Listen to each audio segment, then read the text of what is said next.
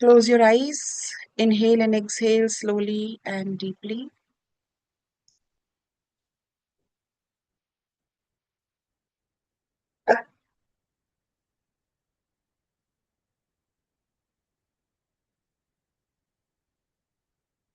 Just relax your whole body. अपने पूरे शरीर को ढीला छोड़ दें.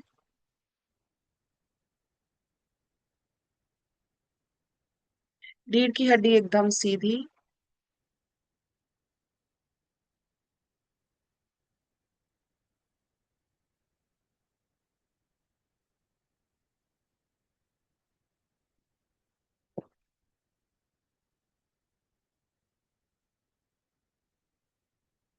B aware of your incoming and outgoing breath. अंदर आती हुई और बाहर जाती हुई सांस की तरफ अपना ध्यान लेके जाएं.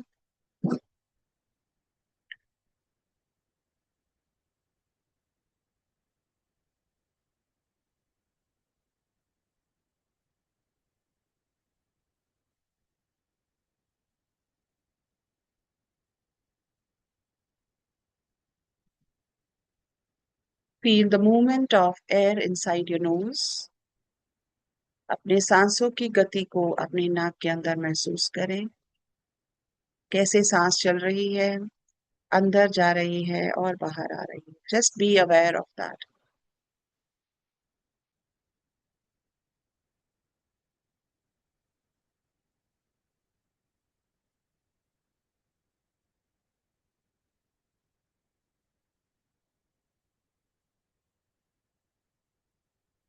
तो अपना ध्यान अपने थर्ड आई सेंटर पे लेके जाएं, अपने आज्ञा चक्र के ऊपर. Just be aware of the centre of your eyebrows, your आज्ञा चक्र.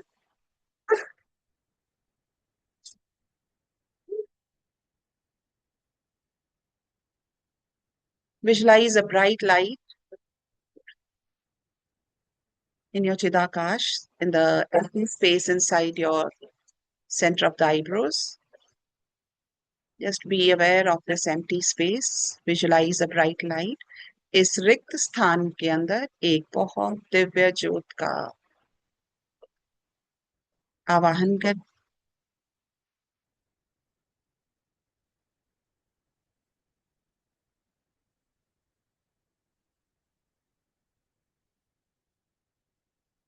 In this divya jyot, in this bright light, just visualize your Isht, your Guru, or a Shivling.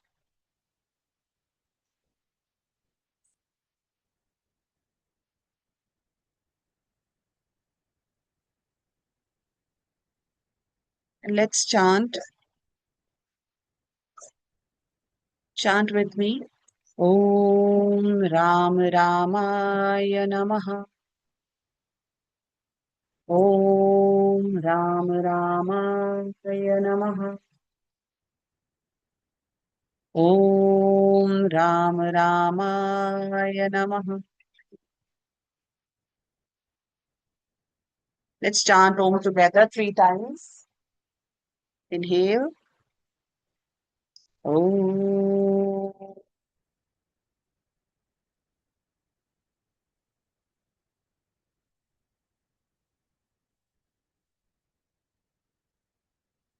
Om.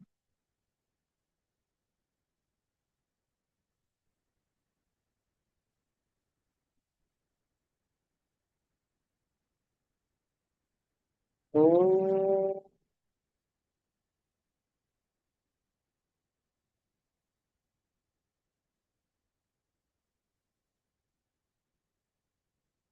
Just listen to the Shanti mantra. Om Purnamadaha Purnamidam Purnat Purnamudachyate Purnasya Purnamadaya Purnamevavashishyate. Hari Om Shanti Shanti Shanti. Hari Om. Hari Om Tat Sat. I salute the divinity within each one of you. आप सबके भीतर बैठे शिव, आप सबके भीतर बैठे राम को मेरा नमस्कार. Slowly and gently open your eyes. आत्मा नमस्ते everyone. So हम लोग कर रहे थे नवविध भक्ति. So nine forms of devotion, 9 types of devotion. जो कि एक हर साधक को, एक हर person who is on the spiritual path should develop these uh, you can say qualities inside us. So सबसे पहले हमने पढ़ा था श्रवणम.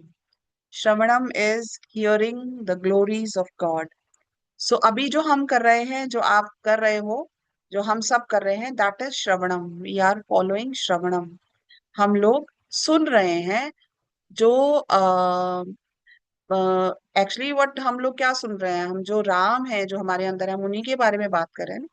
सो जब हम the glories of God, the what they have done, what are their attributes, what are their qualities, तो वो सब जब हम सुनते हैं, वो उसकी वो जो क्वालिटी है वो हम लोगों को the quality of you know hearing जो है वो सुनना. And it develops lot of patience and also it is connected to space element. तो जो सुनना है, साउंड जो है, वो is the attribute of the space element. तो स्पेस एलिमेंट जब हम सुनते हैं, जब हम भजन सुनते हैं, जब हम कीर्तन सुनते हैं, जब हम लोग राम नाम का जाप सुनते हैं, वाहेगुरु का सिमरन सुनते हैं, हम हनुमान चालीसा सुनते हैं, तो वो this is one kind of bhakti. And this actually activates our space element. तो space element is basically throat chakra. Then kirtanam, singing the praises of God. अब सुनना तो ठीक है, लेकिन बोलना भी है, गाना भी है, वो chanting भी करनी है. The second form is singing, kirtanam. What enters through the ears is shravanam, now rises from the heart through the voice. The devotee does not just hear God's glories, they become the instrument through which those glories are expressed back into the world. Sound, which began as the receiver of divine, becomes transmitter of the divine. तो अभी हमने क्या किया, हमने सुना, we became the receiver. अभी हमने उसको जो सुना, तो जो हमने रिसीव किया, अब उसको हमें डिलीवर करना है, उसको अभी हमें ट्रांसमिट करना है. तो वो भजन गा के, वो चांटिंग करके, वो ये जो भक्ति है, इस टाइप ऑफ की भक्ति को हम एक्टिवेट करते हैं. Hanuman is the supreme कीर्तनी. अच्छा, हनुमान जी सुनते भी हैं. हनुमान जी जहां राम की कथा होती है वहां जाके बैठ जाते हैं, चुपचाप से सुनते रहते हैं. और हनुमान राम नाम का कीर्तन करते हैं. जब भी राम नाम का कीर्तन होता है, जहां पर भी होता है, it is said that Hanuman ji is present there and doing kirtan with. और मैं कल कहीं पढ़ रही थी, आई डोंट रिमेम्बर मैं क्या पढ़ रही थी कल. उसमें था कि हनुमान जी, जैसे सपोज आपने अपने घर में राम नाम का कुछ कथा कराया या कुछ कराया, तो definitely Hanuman ji will come. And जब हनुमान जी जाते हैं तो दक्षिणा देके जाते हैं.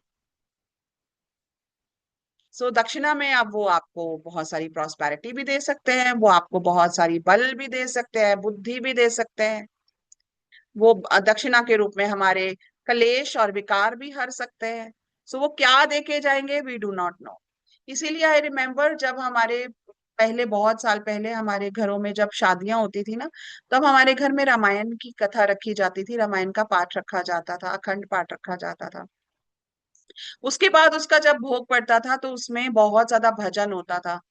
सो उससे क्या है, when you get it done, so what happens, there is lot of purification. So Ram की जहाँ कथा होती है, वहां की आसपास की एनर्जीज राममयी हो जाती हैं. सो राम में क्या है, Ram has the qualities of a perfect man, he is मर्यादा पुरुषोत्तम.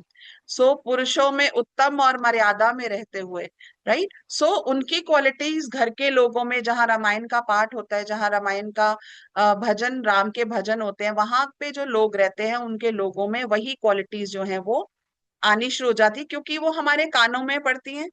कानों में पड़ के स्पेस एलिमेंट से ही सारे एलिमेंट्स निकलते हैं. तो जब हमारे स्पेस एलिमेंट वहां पर एक्टिव होता है, एक्टिवेट होता है, तो वहां से हमारे स्पेस से वायु में, वायु से अग्नि में, अग्नि से जल में, जल से पृथ्वी में, जो हमारे अंदर है, हमारे घर में है, वो सारी उसका शुद्धिकरण, there is a purification that is happening. So Ram is a supreme Kirtani, the greatest singer of Ram's praises in all of the creation. So जितना राम का भजन हनुमान जी करते हैं उतना कोई भी नहीं करता है.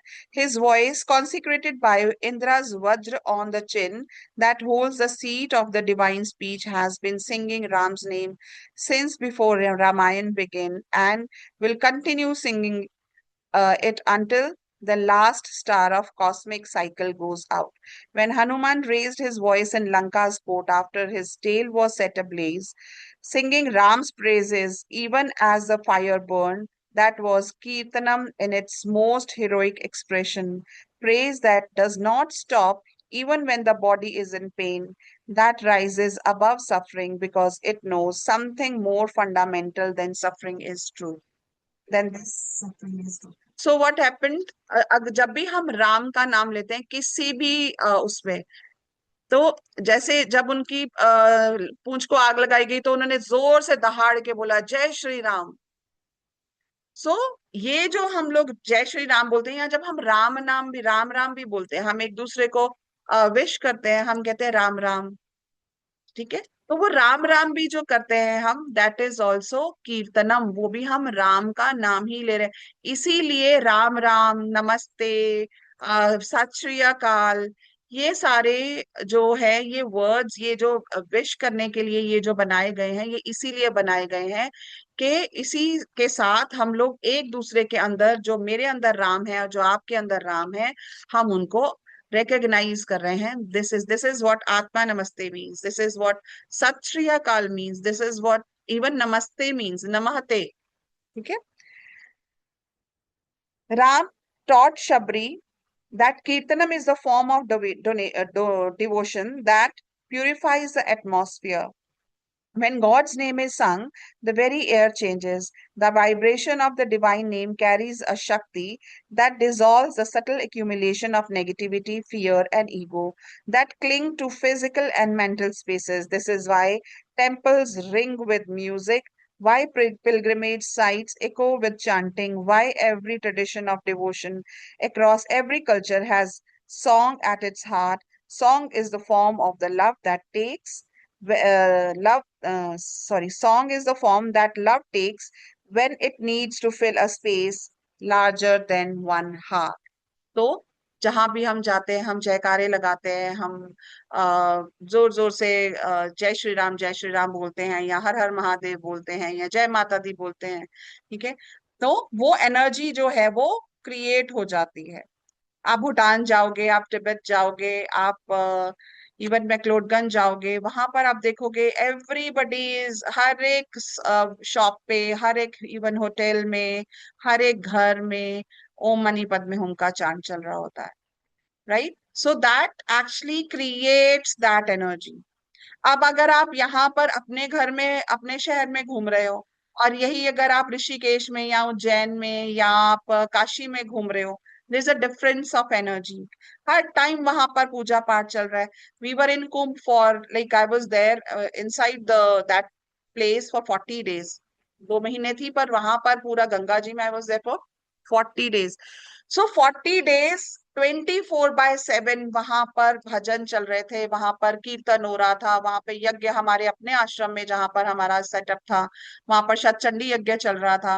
और हमारे आसपास एक कहीं एक आश्रम था, वहां पर देवर चांटिंग राम नाम, जय सिया राम, जय जय सिया राम, 24/7. रात को भी वो करते रहते थे. And for 40 days they did it without a break.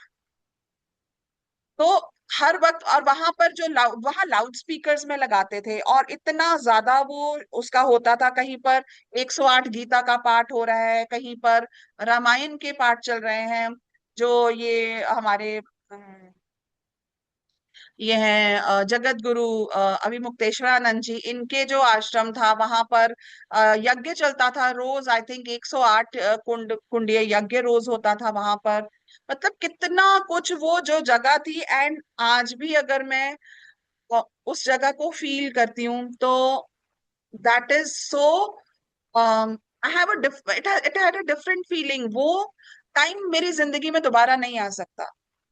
वो जितना वो 40 days जो थे, वो वहां पर रहना, और वो हर वक्त वो चीज को सुनना, और हर वक्त वो चांटिंग करना, हर वक्त अपने अंदर मंत्र चांटिंग करना। वो जो यज्ञ वहां पे शतचंडी यज्ञ हुआ, वहां पे लक्ष्मी नारायण यज्ञ हुआ, वहां पे रुद्राभिषेक महारुद्राभिषेक हुआ। तो वो सारा जो एनर्जी थी वो दोबारा नहीं क्रिएट की जा सकती। राइट, सो वहां पर क्या था, वो वर्ड्स, वो शब्द, वो जो कीर्तन हम लोग कर रहे थे, वो जो हम लोग सुन रहे थे, उसकी एनर्जी थी। और वही एनर्जी जो है, that is a form of bhakti. जितने भी लोग कुंभ में गए, I have seen hundred, I mean I have listen to hundreds of people saying कि कुंभ से हमारी लाइफ चेंज हो गई। कुंभ में जो जाके हम जहां पर रहे, वहां पर जाके जो हमने कुछ टाइम स्पेंड किया, that changed our life. And actually में हमारे वहां पर एक है वो, when he came he was there for 2-3 months, again we all were together। And जब वो वहां पर आए थे, वो अपना बिजनेस सोच के आए थे कि मैं बिजनेस बंद कर दूंगा। But during those 15-20 days in between, he earned 24 lakh rupees। 24 lakh rupees का उनको प्रॉफिट हो गया, जबकि वो सोच रहे थे कि मैं अपना बिजनेस बंद कर दूंगा, मुझे नहीं करना है। So some people they gained financial abundance, somebody उनको spiritually लगा हमारे अंदर चेंज आया है, किसी को इमोशनली लगा हमारे अंदर चेंज आया है। बट वो चेंज क्यों था? The atmosphere that was created, वहां पर कुछ वहां की एनर्जी ऐसी थी, कुछ हमारे स्काई में ऐसा कुछ हो रहा था, कुछ वो जगह ऐसी थी, कुछ इतना वहां पर जब जब कुछ चल रहा था, दैट वाज अमेजिंग। सो कीर्तन करना और कीर्तन सुनना दोनों ही टाइप ऑफ डिवोशन है। अब लोग कहते हैं, people think it is an outdated thing. ओ भजन, ओ कीर्तन पे जाना है, कितना आउटडेटेड है। बट द एनर्जी जो वहां पर क्रिएट होती है, that is amazing.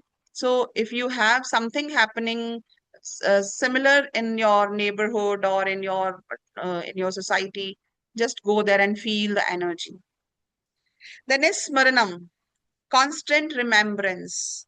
The third form of is remembrance, smaranam, the practice of keeping God continuously in the field of awareness, regardless of what else the mind is doing or the body is engaged in. Not a specific time of meditation, but a continuous underlying presence of the divine in all activity. This is Hanuman's most fundamental and most constant practice. He does not remember Ram during the worship and forget him at other times. Ram is the background of every moment of Hanuman's existence. The way the ocean is the background of every wave, present in the waves rising, present in its falling, unchanged throughout.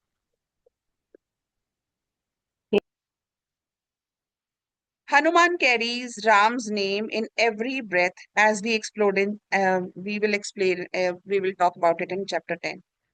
In every heartbeat, in every moment of thought, his entire cognitive life is saturated with Ram. So he is always chanting Ram Naam in his Ajpa Jap. This is called Ajpa Jap. Ram told Shabri that Smaranam is the form that transforms ordinary life into sacred life. When you wash the dishes while remembering Ram, the dishes become an act of worship. So बर्तन साफ करना भी एक राम का वही उसमें भी राम का नाम आ जाता है। Wherever you go, whatever you do, you're doing, Ram is everywhere because he is our higher self, right? So हमारे अंदर, हमारे बाहर, everywhere interpenetrating energy है। When you walk to work while Ram's name moving silently in your mind, the streets become a pilgrimage. The difference between a sacred life and the ordinary life is not the activities, it is the presence or absence of the underlying remembrance. Smaranam is the practice that makes the whole life into a temple. So जब आप स्मरणम practice करते हो, या ये when it sometimes it starts happening automatically। जब हम अजपा जाप की प्रैक्टिस करते हैं, अजपा जाप क्या होता है? This is from a chakra to chakra, there is a way with the breath, inhale with inhalation and exhalation we chant a certain name. It may be Ram Naam, it may be Om Namah Shivaya, it may be Soham or some other नाम, गुरु मंत्र कुछ भी हम लोग करते हैं, तो वो अजपा जाप बन जाता है। अजपा मतलब वो बिना जपे ही वो अजप हो जाता है। ठीक है, तो अब वो आप जप नहीं रहे हो, लेकिन वो ऑटोमेटिकली आपकी ब्रेथ में इतना ज्यादा हो गया है कि it has become a part of your life. Shabri herself had practiced Smaranam for decades in the forest. Every berry she gathered, every flower she placed, every floor she swept, all of it was done in the continuous remembrance of Ram who was coming. Her ordinary actions were saturated with this remembrance and became extraordinary by it. When Ram finally arrived, she was not unprepared. She had been preparing every day for years through the practice of continuous remembrance. So she was always in the wait of Ram के राम आएंगे. And she was every day, चाहे धूप हो, चाहे आंधी हो, चाहे बारिश हो, जैसा मर्जी हो, वो जंगल जाती थी, वहां से फूल लाती थी, आश्रम को सजाती थी, बेर लेके आती थी, बेरों को चख के रखती थी कि खट्टे तो नहीं है, मीठे मीठे बेर ही रखती थी. So this she was doing it for decades. So this is smaranam, always in the remembrance of the God, always in the remembrance of uh, the supreme power. Then is Padasevanam, service to the feet of Lord. The fourth form is the service at the Lord's feet. Padasevanam. The feet of the divine are point of contact between the supreme and the earth, the sacred threshold where heaven meets ground. To serve the feet is to be the earth that received the touch of the divine, to be the ground that God walks upon, to make yourself the foundation upon which the divine moves through the world. Hanuman's Padaseva is perhaps the most complete and most physically expressed of all his 9 forms of devotion. He carries Ram's sandals in his heart. He is always described as being at Ram's feet in the Ram's Darbar image, his eyes always fixed on those feet. When he first met Ram in the forest and was revealed, he prostrated completely, his forehead on the ground, his entire body making itself the earth to for Ram to step upon. But Padaseva in Hanuman's life is not merely physical prostration. It expresses itself as complete directional surrender, every action aimed at serving the purpose of those feet, every journey undertaken in the direction those feet are walking, every moment of life organized around the moment of Ram's mission. His Padaseva is not a ritual, it is the structure of his entire existence. So Padaseva means पद की सेवा करने का एक मतलब ये भी होता है कि जो हमारे गुरु का मिशन है वही मेरा मिशन है. सो जहां मेरे गुरु के पद चलेंगे मैं वहां पर फूल बिछाऊंगा. दिस इज द मतलब मीनिंग ऑफ पद सेवा. इनडायरेक्टली इसका मतलब ये है lot of devotion, with lot of reverence he used to do it. But उसका मतलब यही है कि always his eyes on his guru, always he is sitting on the feet of his guru. कि जब भी मेरे गुरु को कोई जरूरत है या मेरे गुरु की कोई भी काम है. सो एक बड़ी फनी स्टोरी है, अब सुनाती हूँ आपको. सो दिस इज व्हेन ये सब लोग रावण को मार दिया, ये सब लोग अयोध्या आ गए, राजाभिषेक हो गया, राजा बन गए राम. तो अब राम जो हनुमान थे वो तो बहुत सेवा करते थे राम की, तो वो सारे काम वही कर लेते थे. छत्र उठाना है तो भाग के फटाफट हनुमान जी आ जाते थे. वो आसन बिछाना है तो फटाफट भाग के हनुमान जी आ जाते थे. तो जो भरत शत्रुघ्न और लक्ष्मण थे ना, उनको कहीं कहीं जेलसी हो गई. उन्होंने कहा ये तो हमें तो काम ही नहीं करने देते हैं, ये तो सारा काम खुद ही करते जाते हैं, अब राम की सेवा हम करेंगे. तो इन सब लोगों ने आपस में प्लान बनाया. इन्होंने क्या किया कि before he starts doing it, हम फटाफट से सारा काम हम लेंगे सेवा. तो कोई पद धोने की सेवा ले लेता है, कोई छत्र पकड़ने की सेवा ले लेता है, कोई ये पंखा करने की सेवा ले लेता है. तो जैसे ही हनुमान जी आते हैं कुछ करने पहले, फटाफट से लक्ष्मण जी आ जाते हैं, वो छत्र उठा लेते हैं. फिर वो कहते हैं अच्छा चलो मैं आसन बिछा देता हूँ, फटाफट जी शत्रुघ्न जी आ जाते हैं. वो कहते हैं चलो मैं पंखा कर देता हूँ, फटाफट भरत जी आ जाते हैं. वो कहते हैं ये तो मेरी तो सारी सेवाएं ले ली उन्होंने, अब मैं क्या करूं. तो वो सीता माता को बोलते हैं, तो सीता माता बोलती हैं तुम ऐसे करो, तुम वो सेवा ले लो जो किसी ने ना ली हो. तो वो सोचता है कौन सी ऐसी सेवा है जो मैं लूं, बड़ी डिफरेंट सी सेवा सोचता हूँ, क्योंकि मैं जो सेवा सोचता हूँ वो ये ले लेते हैं। कहते हैं मैं ऐसे करता हूँ कि जब भगवान राम उबासी लेंगे, व्हेन ही यॉन, तो मैं चुटकी मारूंगा। तो ये सेवा तो अब वो तो कहीं पे भी आ सकती है, राइट? तो अभी उन्होंने क्या किया कि अब ये तो अब 24/7 उनके पास रहना पड़ेगा। तो उन्होंने, ये तो बहुत अच्छा मौका मिल गया, अब तो कहीं पे भी उबासी ले सकते हैं वो। तो वो हमेशा ऐसे करके बैठे रहते हैं। अब राम दरबार में राम दरबार लगा हुआ है, और हनुमान जी ऐसे करके बैठे हुए हैं कि अभी अब जम्हाई आएगी, अभी उबासी आएगी, अभी लियोन and I just do it. तो ये सब लोग फिर से इनको बड़ा, भाई ये तो अच्छा काम ले लिया इसने, तो हर वक्त भगवान राम के साथ ही चिपका रहता है। रात को सोने के लिए गए राम जी। जब राम जी सोने के लिए गए, सीता माता कहती ये तो पंगा पड़ गया है, तो मैंने तो कोई बात करनी होगी इनसे, ये तो बात भी नहीं करने दे रहे, तो ये कहता है उपासी तो कभी भी आ सकती है। तो सीता माँ ने कहा नहीं, लक्ष्मण भरत शत्रुघ्न ने कहा नहीं नहीं, तुम जाओ ऊपर जाओ, वहां पर जाओ। तो वो क्या करते हैं, वो जाके चुटकी मारते रहते हैं, कॉन्टिन्यूस चुटकी मारते रहते हैं। तो वो कहते तुम चुटकी क्यों मार रहे हो, तो कंटिन्यूअसली क्यों मार रहे हो? कहते अब तो किसी भी टाइम आ सकता है, मैं तो वहां हूं नहीं, अब जिस टाइम भी आएगी। तो तो उससे क्या होता है, जैसे ही वो चुटकी मारते हैं, भगवान राम को उबासी पे उबासी, उबासी पे उबासी, उबासी पे उबासी मारी जा रहे हैं, मारी जा रहे हैं। अब सीता माँ परेशान हो जाती है, ये तो प्रॉब्लम हो गई कोई, ये क्या बात हो गई कि उबासियां ही मारी जा रहे हैं। तो फिर वो बुलाते हैं राम भरत शत्रुघ्न को, बुलाते हैं, कहते हैं ये देखो क्या हो गया, आज ही सुबह से उबासी मारी जा रहे हैं। फिर वो गुरु विशिष्ट को बुलाते हैं, विशिष्ट गुरु आते हैं, तो वो कहते हैं हनुमान कहाँ है? तो सारे जाके देखते हैं हनुमान कहाँ है, वो तो छज्जे पे चढ़े हुए हैं, वो तो छत पे चढ़े हुए हैं, क्या करे, चुटकी मार रहे हैं। वो कहते हैं चुटकी क्यों मार रहे हैं? कहते हैं मेरे को तो बाहर निकाल दिया, भगवान राम को कभी भी आ जाएगी, तो मेरी मेरी तो सेवा मैंने तो ली हुई है, मैं अपने आप को जस्टिफाई कैसे करूंगा? सो उन्होंने कहा भाई राम, उनको बोलो चुटकी अपनी बंद करे। जैसे ही उन्होंने चुटकी बंद की, राम जी को वासी आनी बंद हो गई।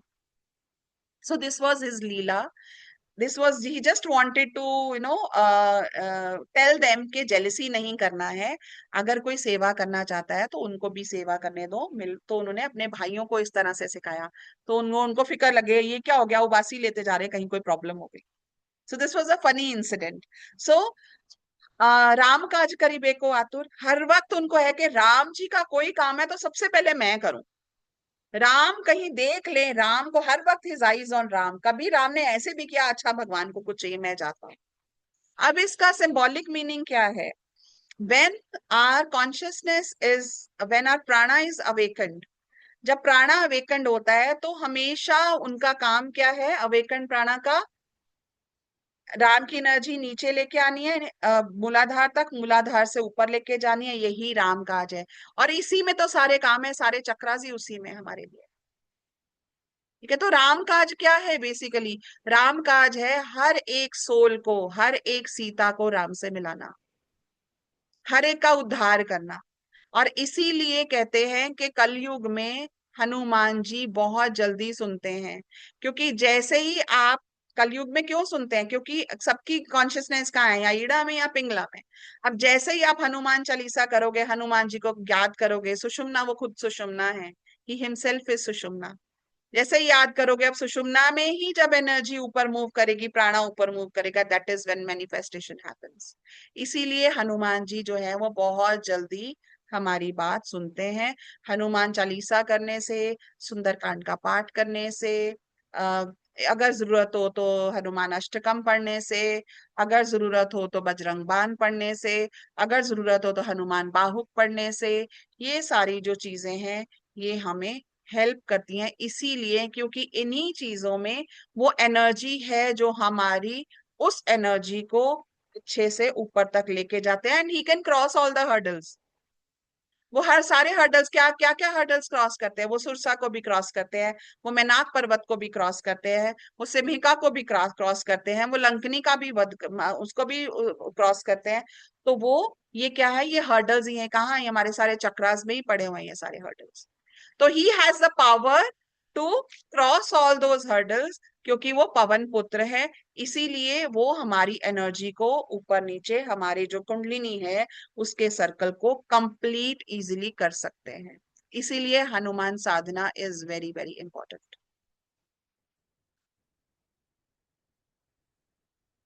So Ram told Shabri that Padaseva purifies the ego more effectively than any other place because the ego's primary delusion is that it stands above, that it directs, that it controls, that it commands. The moment you genuinely place yourself at the feet, not performatively, but in the deep surrender of truly making your will subservient to the divine will, the ego's central illusion is directly confronted. Pad Seva is the practice that most specifically targets the root of all spiritual obstruction. So what happened? जब ऋषिकेश में हम लोग courses करते हैं गुरुजी के साथ, specially जब हम एडवांस्ड कोर्स करते हैं, जब हम गुरु दीक्षा होती है, गुरु दीक्षा के बाद हम पाद पूजा रखते हैं. सो गुरु जी के चरणों का पूजन रखते हैं हम वहां पे. एंड अब वो हम लोगों ने मतलब वो एक अब रिचुअल ही बन गया, अब हम हर बार करते हैं, बट पहले हम लोगों ने ऐसे out of reverence we started it, but now it has become a part of the course. So what I realize, जो लोग all these like 6-7 days they were there and they were absorbing the energies, and जब वो initiation होता है, initiation के बाद जब ये पाद पूजन होता है, आई have scene many people crying. लोग रोते हैं, literally they cry, and that is a very touching moment. वो एक बहुत सबके लिए बहुत एक इमोशनल मोमेंट हो जाती है, बिकॉज सबके जो इमोशंस हैं वो बाहर आते हैं. अब वो इमोशंस बाहर आ रहे हैं, वो क्यों आ रहे हैं? बिकॉज आज पूजा जब हम करते हैं, गुरु के चरणों की पूजा जब हम करते हैं, तब हमारी ईगो जो है, हमारी जो डिल्यूजन्स हैं, हमारी जो इल्यूजन्स हैं, वो हमारी खत्म होने लग जाती है. एंड दैट इज व्हेन वो इमोशनल वो जो आउटबर्स्ट है वो होता है, और हमारा वो ईगो जो है वो क्लियर होती है. This is what I have scene, and that is why ये पाद पूजा का कंसेप्ट बनाया गया था.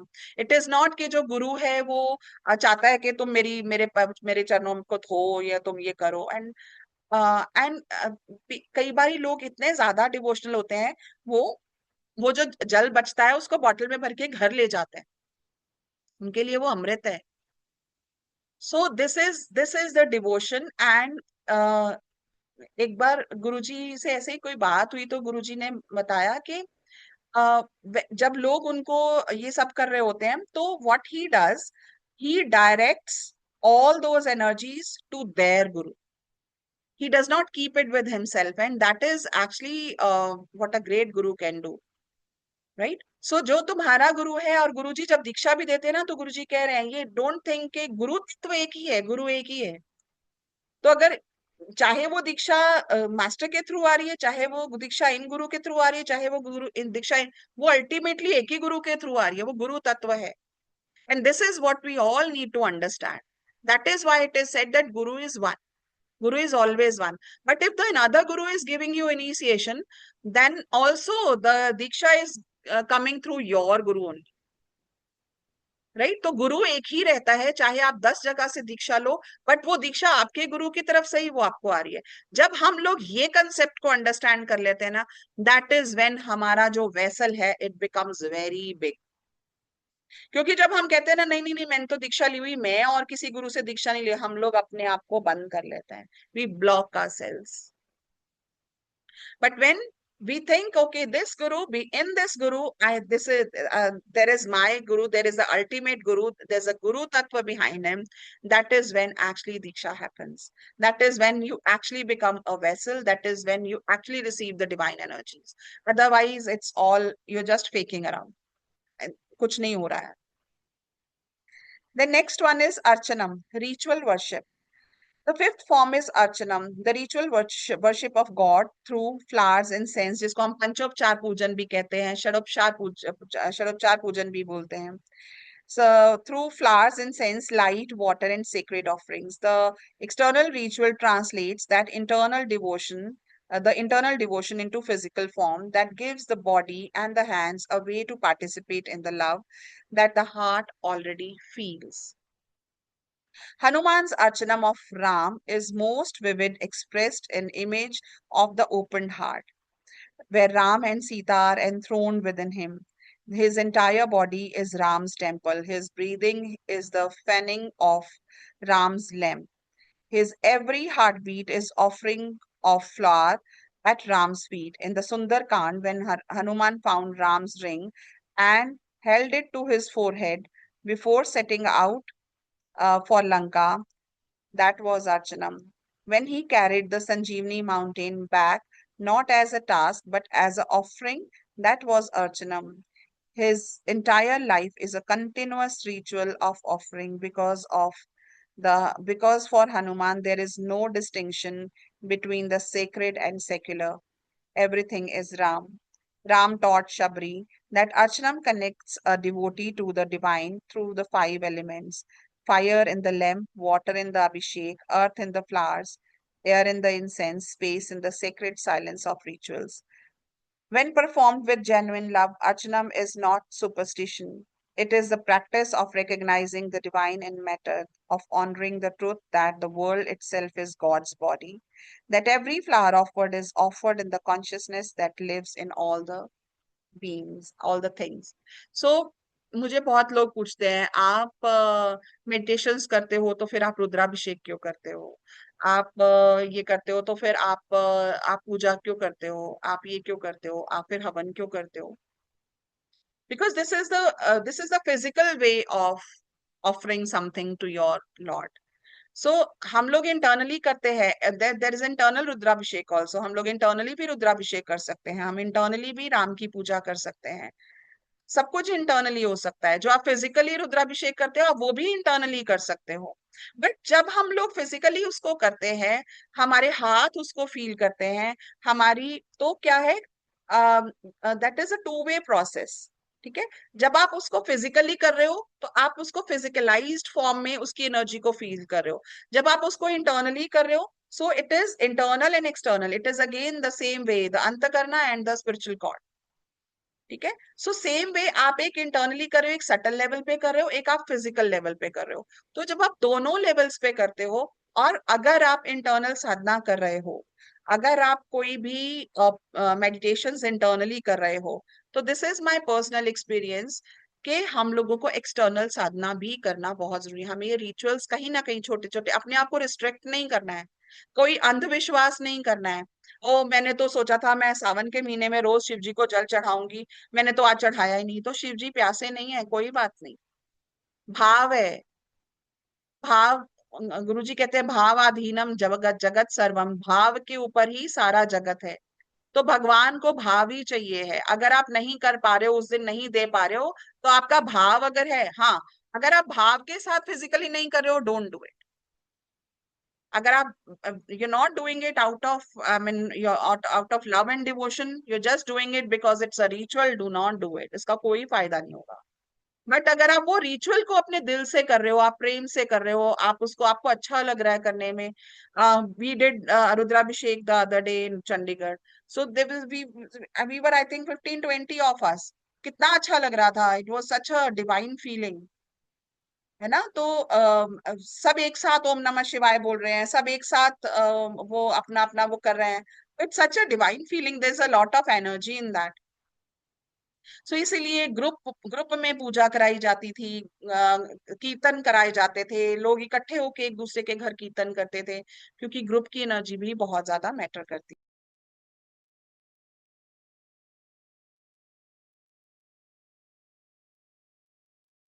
सॉरी, थोड़ा इंटरनेट का कनेक्शन का थोड़ा प्रॉब्लम था।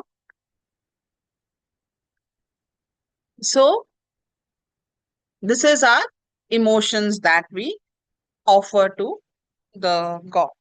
Then is Vandanam, salutation and prostration. The sixth form is Vandanam, the salutation, the bow, the act of prostration before the divine. When Archanam offers objects, Vandanam offers self. You bow your head, the seat of ego, the place where uh, I sense resides, before the divine. You make yourself lower than God. You acknowledge with the language of the body what the mind must also come to know. I am not the highest. There is something greater, and I bow before it.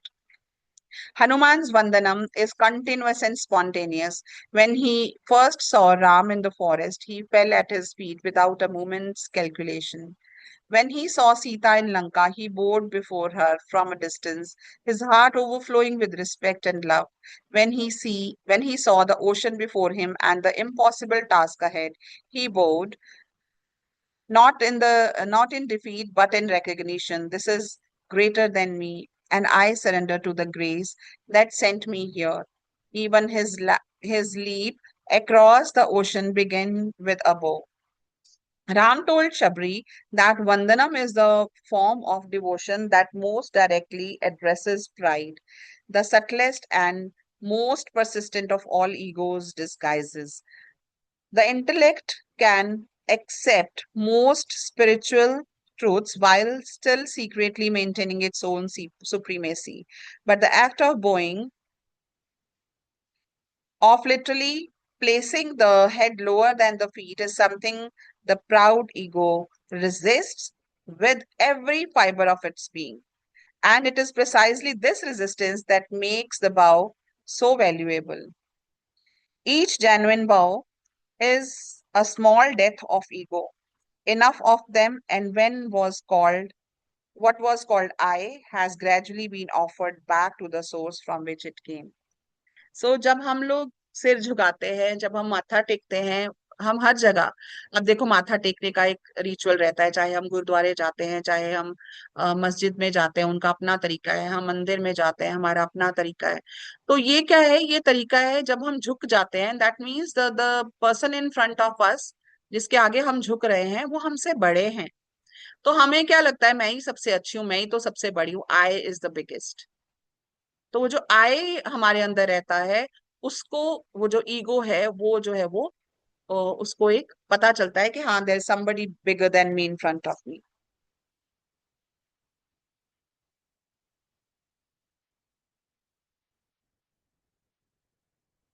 Then is dasyam, the path of the servant. So dasyam, दास से आया है। The seventh form is dasyam, the servanthood, the path of the devoted servant who finds liberation not in the dissolution of the relationship but in its perfect fulfillment. Dasyam is Hanuman's primary identity. When Ravan asked who was he, Hanuman did not say, I am a great warrior, or I am the son of Vayu, or I am Shiva's avatar. He said simply, मैं तो क्या हूँ, मैं राम भक्त हनुमान हूँ, मैं राम दूत हनुमान हूँ। He said, I am Ram's servant. That was his complete self definition. तो वो अपने आप को क्या कहते थे, मैं तो राम दूत हनुमान हूँ, मैं, या मैं राम भक्त हनुमान। वो कभी नहीं कहते थे कि मैं अंजनी पुत्र हूँ, या मैं वायु पुत्र हूँ, मैं, या मैं शिव अवतार हूँ, या मैं केसरी नंदन हूँ। वो हमेशा कहते थे मैं राम भक्त हनुमान हूँ। दास्यम is the spiritual path, as a spiritual path is often misunderstood as inferiority or submission. But Ram taught Shabri something profound. A true servant is not inferior. The true servant has often the most direct route to the divine, because the servant lives entirely for another, the self-centered ego, which is the primary obstruction of the divine realization, has nothing to hold on to. There is no personal agenda, no personal accumulation, no personal identity to defend. The servant is free in the most radical sense, free from all tyranny of the self. So वो क्या है कि जब हम लोग कह देते हैं कि हाँ, मैं तो दास हूँ, मैं तो I am a servant, I am always at your feet. ठीक है, तो वो एक अलग जो है, वो आ, हमारी जो सेल्फ सेंटर्ड ईगो है उसको निकाल देता है। This is why Hanuman, who identifies only as Ram's servant, is simultaneously the most powerful and the most free being in the creation. अब वो क्या कहते हैं कि वो कहते हैं मैं कुछ नहीं हूँ, मैं तो बस राम के चरणों का दास हूँ, मैं तो एक राम का नौकर हूँ, मैं तो राम के चरणों के लिए ही हूँ। And see the power he has. ये पावर क्यों है उनमें इतनी, वो क्यों है अतुलित बलधामा, वो क्यों है इतने ज्यादा, इतने पावरफुल, कहाँ पावरफुल हैं वो, फिजिकली भी स्ट्रेंथ है उनमें, उनमें बल बुद्धि भी, विजडम भी बहुत ज्यादा है, बिकॉज ईगो नहीं है, because everything he has surrendered to his guru. This is why Hanuman, who identifies as only as Ram's servant, is simultaneously the most powerful and the most free being in the creation. His servanthood is not bondage. It is his wings.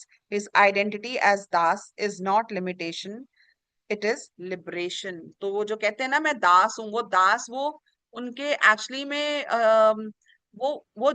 अपने आप को जकड़े नहीं जाते हैं, वो free हो जाते हैं बिकॉज उन्होंने सब कुछ ही दे दिया। अब अपने पास कुछ रहा ही नहीं है ही नहीं कुछ। This no ego, no pride, nothing of your own. Everything is given to the Lord on your holy feet.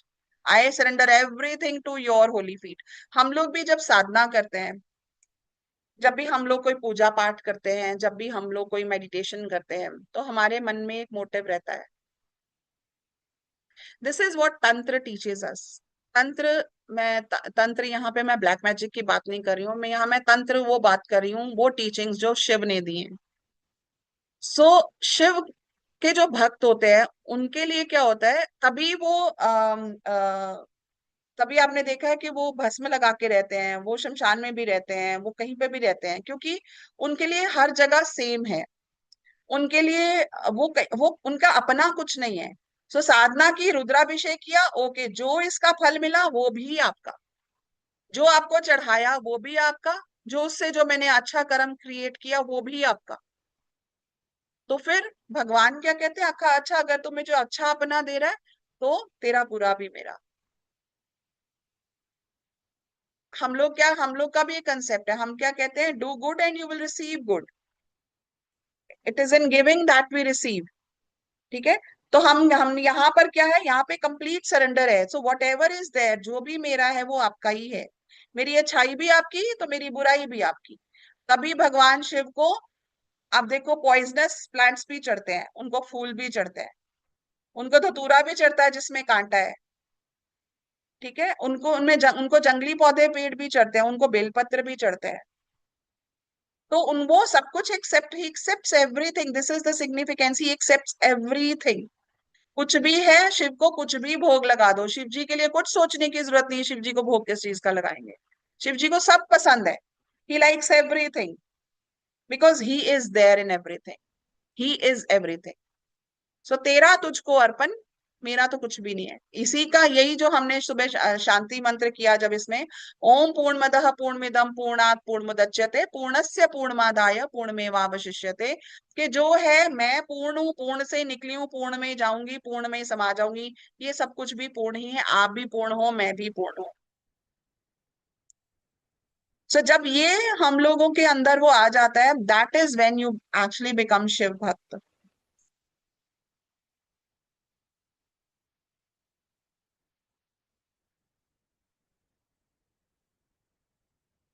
So his servant who is not bondage, it is his wings. He gives, the one who gives themselves completely in service of the divine has nothing left to lose and therefore nothing to fear and therefore nothing that can stop them. Dasyam is the form of devotion that paradoxically produces the most significant freedom. So दास का मतलब क्या है, सब कुछ आपका, मेरा कुछ भी नहीं है, मैं फ्री। ठीक है। प्रॉब्लम कहाँ आती है, जब हम होल्ड करके रखते हैं। जब हमने सब कुछ दे दिया, हम फ्री हो गए। तो मेरे को किसी ने एक ज्ञान दिया। मेरे को पूछते हैं, what is your source of income? I said I am not earning now. Who is earning? Said I am सन्यासी। सेड नो बट घर का खर्चा कैसे? मैं क्या, माय सन इज वर्किंग। से नहीं नहीं, आपके पास कुछ होना चाहिए, आपका अपना होना चाहिए, आपका अपना सोर्स ऑफ इनकम होना चाहिए, आपको पैसा होना चाहिए, आप अपने पास होल्ड करके रखो। आप उसके नाम पे मत करना, प्रॉपर्टी अपने पास संभाल के रखना, उसको कुछ मत देना। आप जब आपकी बेटी की शादी होगी, आप उसकी बीवी को सारा गहना मत दे देना, आप सब कुछ मत दे देना, आप अपने पास होल्ड करके रखना। तो तो मैं उसके ऊपर फिर, मेरे को कोई ऐसा लेक्चर देता है, फिर मैं उसके ऊपर बहुत अच्छे से कंटेम्पलेट करती हूँ। फिर मैंने सोचा, बात तो सही कह रहा है यार, बात तो सही है, मेरा बुढ़ापा आएगा, मैं क्या करूंगी। What are you thinking? वहां पे ये एक अगर if you are into the materialistic world, then you can think about these things. But if you are on that path, तो हम लोगों की क्या ट्रेनिंग है, को जैसा रहने को मिलता है आपको वैसा रहना है। अगर आप 5 स्टार में रह रहे हो, आप वैसे ही खुश हो। लेकिन अगर आपको झोपड़ी में रहना पड़ रहा है, तब भी आप वैसे ही खुश हो। जब आपको ये आपके अंदर ये बैलेंस क्रिएट करना आ जाएगा, दैट इज संन्यास। ये तो वापस हो जाएगा, ये तो यू टर्न हो जाएगा फिर से। तो अगर वैसे तो सन्यासियों को कभी किसी चीज की कमी नहीं रहती है, कभी किसी चीज की प्रॉब्लम नहीं आती है। इवन सन्यासी छोड़िए, अगर आप सन्यासी डजंट मीन, मतलब सन्यासी मीन्स अ साधक, सन्यासी मीन्स अ मेडिटेटर। सो जब आपको हर एक चीज मिलती है, बिकॉज जब चक्रास बैलेंस होने लग जाते हैं, तो अगर कोई प्रॉब्लम आती भी है तो उसका सोल्यूशन मिल जाता है, और वो आपकी प्यूरिफिकेशन हो रही है और आप उस रास्ते पे चल रहे हो। बट अगर आप उसको होल्ड कर लोगे, आप उसको रख लोगे कि हाँ मेरा future, that means you still have fears, that means you still have, नहीं ठीक है, इट्स ओके। सो जो भी है वो तेरा। तो this is what actual devotion is. So it is something that can take life times to practice. ये प्रैक्टिस करने के लिए हमें कई जन्म लेने पड़ सकते हैं।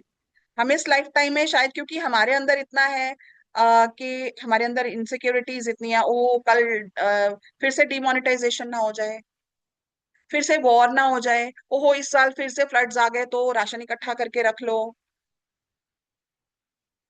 ये हमारे फियर्स हैं। और मोस्ट ऑफ द टाइम्स हम, I think it is called the law of Murphy, I think, कि व्हाट यू जो भी आपके फियर्स है ना, जो भी आपके फियर्स होते हैं, वो आपके साथ आपकी लाइफ में वो होने लग जाता है। This is called life of law of Murphy. I think Murphy ही है, if I am not mistaken. तो जो भी आप उसमें आप उसको सोचते हो ना कि मेरे साथ ऐसा तो नहीं होगा, और आपके साथ वैसा ही होगा, फिर देखा मैंने कहा था वैसा हो गया, मैं तो बहुत इंट्यूटिव हूँ। But then we have to contemplate कि वो मेरी इंट्यूशन थी, कि वो मेरे फियर्स थे जो मैनिफेस्ट हुए। और फियर्स जल्दी मैनिफेस्ट होते हैं,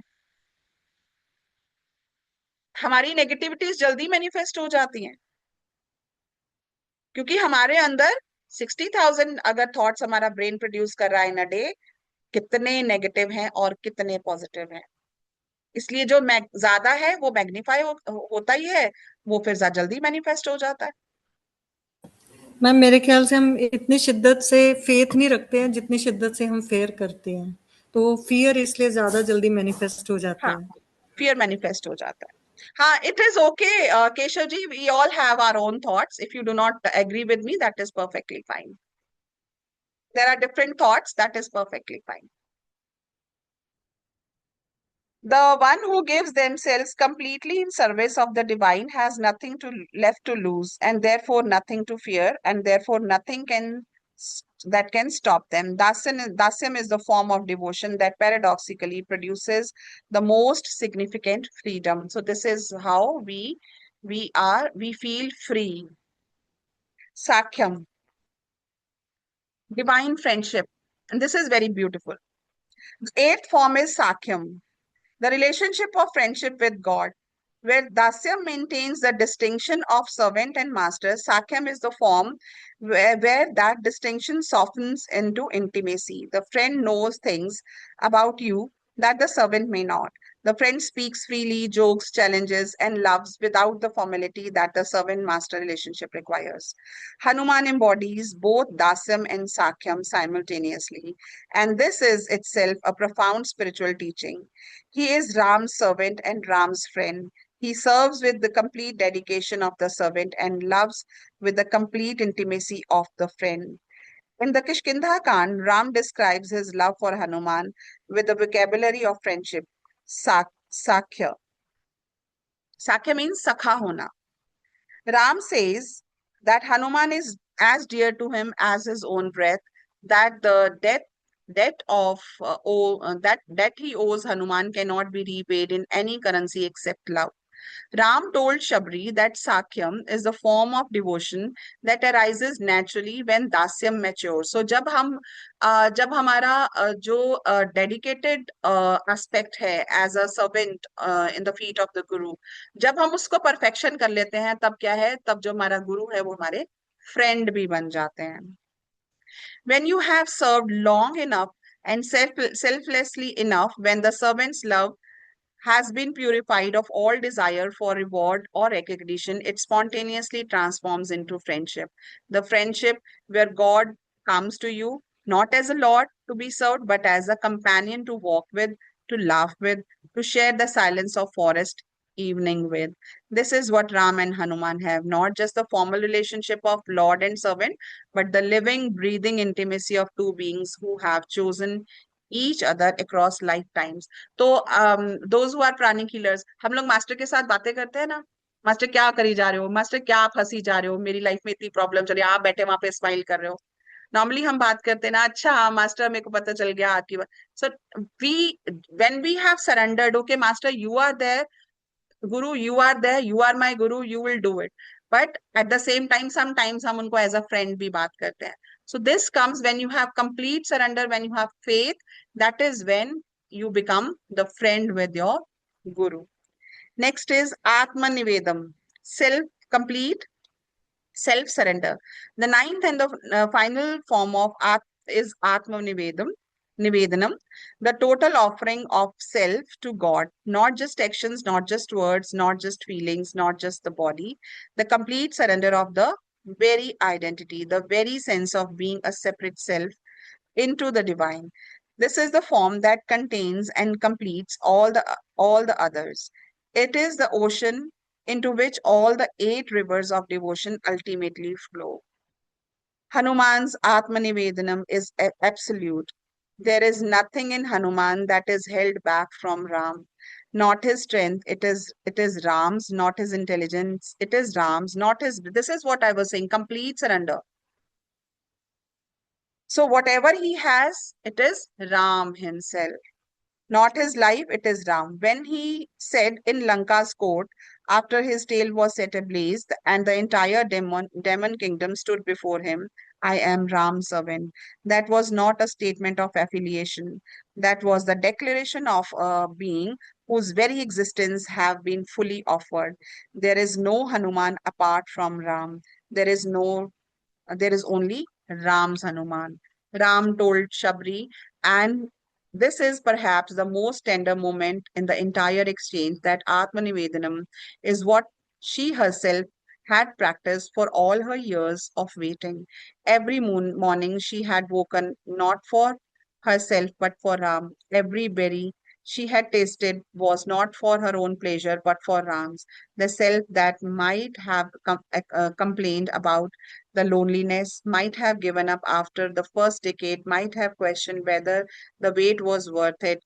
That self had been gradually, completely offered into the love of the one who was coming.